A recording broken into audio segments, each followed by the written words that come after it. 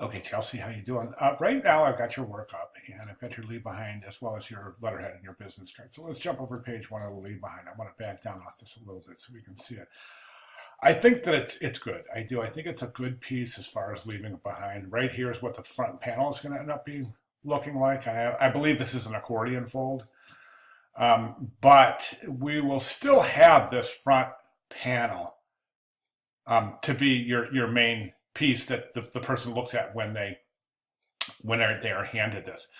And I think there's some issues with that, okay? And it points to branding. There's also some issues with your business card and your letterhead, and they all point to consistency and branding. Give you about 3 or 4 minutes to describe this and explain this, and I think when I'm done, it'll make a lot of sense to you. Okay, first, let's go to the business card first, and we'll start looking at the business card. Right now, if I were to look at this piece and someone were to say to me, how is this designer trying to brand themselves? I would say, well, it's the circular logo with the red color, the scripted monogram, and then the center aligned Modern Sans centered below the mark. Okay, so that's great. So that's your branding, okay? That's what you should build your branding on. This right here is what you want the viewer to remember. Now, by introducing this background to your business card, which is a background you picked up off the leave behind piece, which presumably means that this piece wasn't designed until after the business card was complete, because we designed the business card and letterhead first, then we designed the leave behind piece. There's a inherent inconsistency in designing your business card to visually follow the posture of your leave behind and your I'm sorry, hold on one second. Okay, sorry about that. So what I was saying is that there's a danger in designing your business card to accommodate the visual posture of your leave behind, as opposed to consistently following the branding of your letterhead. And the danger in that is if you present your business card with your letterhead without the leave behind, you get this. Here's your business card, here's your letterhead. Looks like they were designed by two different people at two different times. The only thing similar on these two pieces is the logo. For that reason, I recommend not using this color background or this big black box in conjunction with your main branding elements to emphasize your branding. And the reason I recommend you do that is because if you try to show your branding without this stuff, the viewer is not going to make the connection that this is associated with this. So they may not remember this without this. I hope that makes sense. The way to circumvent that, don't present this checkered background in the first place. It's not in your letterhead. It really hasn't been seen in your. We haven't seen it while you were designing your logo, so why introduce it now is what I'm saying. Okay, a couple of things that I would recommend from this point on. I think the leave behind looks good. Only one problem I have with the leave behind, and it looks like these letters right here have been stretched to fit that area.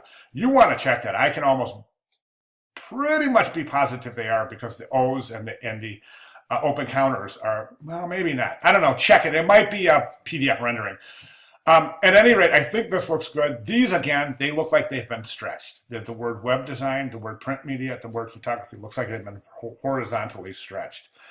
Another thing with the leave behind piece is that right now you're presenting something so close to your logo that you're diluting the power of the logo. That's why a lot of times in branding we say, okay, you have this area of clear distance. Nothing is allowed within this distance of your logo. In this particular case, I would present your logo alone, and I wouldn't put this something to remember me by, because again, it's taking away from it's already there, and that's your logo. I would present the logo on a white background, just like you have presented it here. Here, in the business card, same thing. Logo, white background, get rid of the checkered, the fractals, get rid of the black base, get rid of the red line. Present your